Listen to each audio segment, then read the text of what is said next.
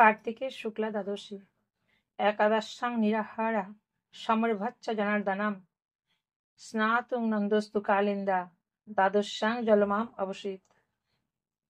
नंद महाराज गण परम भागवत उपवास करी एकादशी दिने व्रत विधिमत श्री विष्णुर करिया अर्चन निशा शेषे द्वादशीते स्नान कारण सूर्योदयेर पूर्वे ब्राह्म समय स्नान करिबारे नामिलेन যমুনায়। जल मध्य बरुणे जलज किंकर বলে ধরি লয়ে যায় বরুণ গোচর। তার স্নান সঙ্গীয়ত সেখানে আছিল সহসাই গোপরাজে অদৃশ্য হেরিল। রামকৃষ্ণ বরিসবে আর্তনাদ করে শুনিয়া শ্রীকৃষ্ণ তথা আসেন সত্তারে। বুঝিলেন ভগবান জনক কোথায়, বরুণের বাসোদ্দেশে চলিল তরায়। জলাধিপতি হেরি তারে নিল নিজ ঘরে, ভগবান শ্রীকৃষ্ণকে সমাদর করে। মনেতে আনন্দ লাভ করিয়া তখন শ্রীকৃষ্ণের শ্রীচরণ করিল অর্চন। করজোরে কহিলেন তিনি সেইখানে, হে শ্রীহরি আপনার চরণ দর্শনে। সার্থক হয়েছে দেহ ধারণ আমার, পুরুষার্থ লাভ আজি করিন অপার। যাহারা করেন তব চরণ বন্দন, নিশ্চয় সংসার পারে উত্তীর্ণ হন। তোমার প্রভাবে দেব মানব নিশ্চয় প্রয়োজন মতো সব ভোগ্যবস্তু পায়। তোমার একক শক্তি যেই মহামায়া, কৃতার্থ হয়েছে তব চরণ সেবিয়া। বিচার বিবেকহীন যত মোর ভৃত্য, আপনারে কোনো মতে নহে অবগত।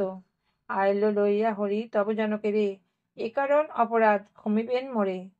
তব পিতা লয়ে ব্রজে করুণ গমন, মোরে অনুগ্রহ হরি করুণ এখন। বরুণ শ্রীকৃষ্ণে কত করিলেন স্তুতি, পরম প্রসন্ন হন দেব বিশ্বপতি। পিতাকে লইয়া কৃষ্ণ করিলে গমন, আনন্দেতে মজে যত ব্রজবাসীগণ।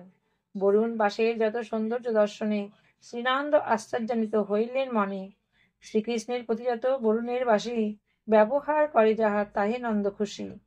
ব্রজবাসীগণের পাশেতে গোপপতি, করেন বর্ণনা তাহা হয়ে হর্ষমতি। অদ্ভুত সে কথা শুনি যত গোপগণ, ভাবেন কৃষ্ণেস্তু স্বয়ং ভগবান।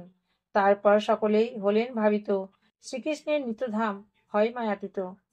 কৃষ্ণ ভক্তগণ সবে যেই লোকে যায়, আমরা কি কোনোদিন যাইব তথায়? সর্বজ্ঞ শ্রী ভগবান মনেতে জানিয়া, মায়াবরে সবকিছু দিল দেখাইয়া। দ্বাদশী ব্রতের ফল নন্দরাজ পান, চর্মচক্ষে কৃষ্ণদ্বারে বৈকুণ্ঠ দেখান। সেই সাথে ছিল যত ব্রজবাসীগণ, সুকৃতি কারণ সব করেন দর্শন। দ্বাদশীর ব্রত ফলে সুকৃতি সাধন, নিশ্চয় লভিতে পারে যত ভক্তগণ। হরি হরি বল সবে নাম কর সবার, অনন্ত কৃষ্ণের লীলা মহিমা অপার। ইতি কার্তিকের শুক্লা দ্বাদশী ব্রত কথা সমাপ্ত।